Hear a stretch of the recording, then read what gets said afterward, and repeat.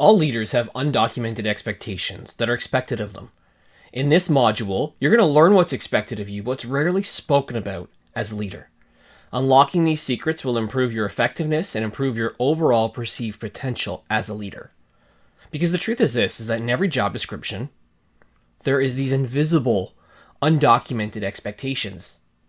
Because not only do you need a plan, but you need to be aware of what's expected of you consistently from those you work with, those that maybe you report to, whether you're a senior level manager, a CEO, a entry level manager, somewhere in between. You have expectations that are expected, and you are required to know about these, but they're often not talked about. So I'm going to start with a list of ones here that I think are important for you to kind of know in this lesson to help you ultimately get your grasp on being the best leader you possibly can be. The first thing you need to know is that you have to collaborate. You're expected to work well, not only with your team, but with other leaders and members across the business, because alignment is key. Working collaboratively together to drive forward on various initiatives on behalf of the organization is ultimately a must. Because you can't be a lone wolf. I know this from experience. If you do, soon you're going to meet resistance from others who are not on the same page as you. Because even if it's not listed on your official job description, your boss and those that you work with expect you to play well in the sandbox.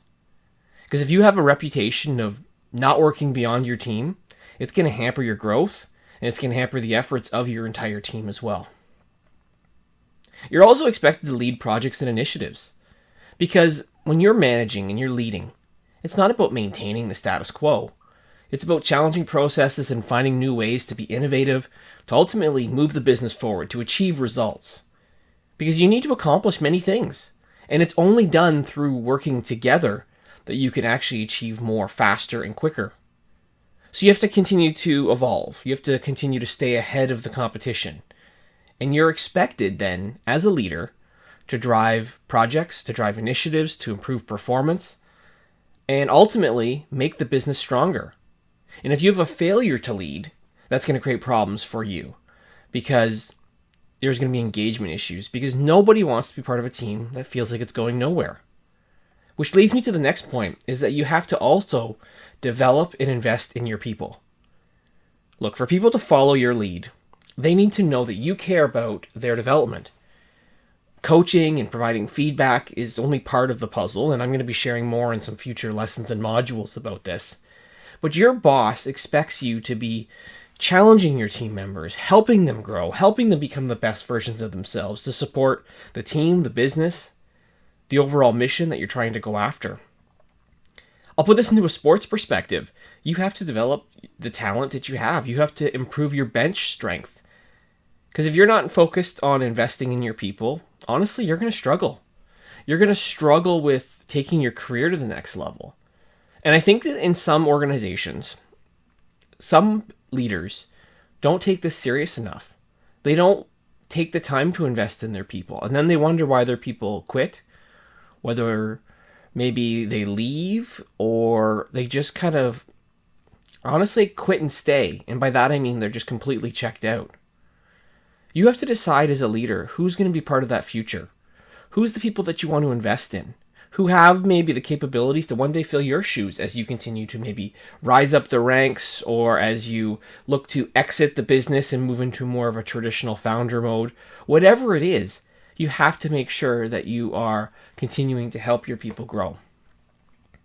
Another undocumented expectation, and while this one I think is obvious, it's still not obvious enough for many leaders, is that you have to stay current. Look, in today's world, information is flowing from all different sources. And it's hard. It's honestly challenging to keep up, to stay current what's going on.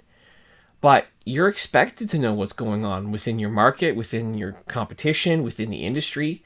However you stay current is up to you. But you need to have more than just an internal view of what's going on. You have to have a pulse of what's happening outside the organization, so you can better respond to trends that might affect your business. The goal is always to be more proactive than reactive, and if you can stay current, honestly, that's going to help quite a bit. But I know there was times throughout my career where I was focused too internally.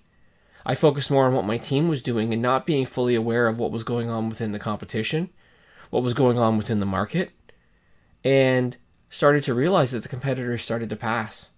The competitors were focused on growth so much more as I was focused too much internally. So don't make that mistake. Make sure you're staying current with what's going on. The last undocumented expectation, which I think is honestly one of the most important and probably the most overlooked by many leaders, is that you have to drive your own growth. Look, no one's going to do it for you. If you have a leader that you report to, a boss, an owner, let's face it, they're probably busy. They have a ton on their plate. And while they should care about you, they're not going to hold your hand. They're not always going to make decisions with your best interests in mind. You have to look at yourself. You have to focus on yourself. You have to manage your career yourself. You're expected to drive your own growth.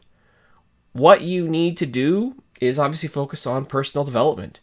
Figure it out. Go after it. Develop a plan. Ask for help if need be. But make personal development a priority for yourself, as no one's going to do it for you. I expect all leaders that report to me to figure it out, but involve me as they see fit. I'm a resource, but I'm not ultimately the answer to their problems. We have to, each of us, learn, grow, and adapt.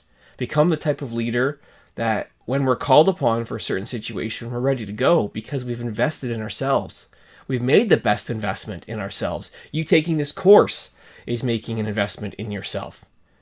But don't wait for someone else to hold your hand, to drag you along, to force you to grow, because you need to grow on your own.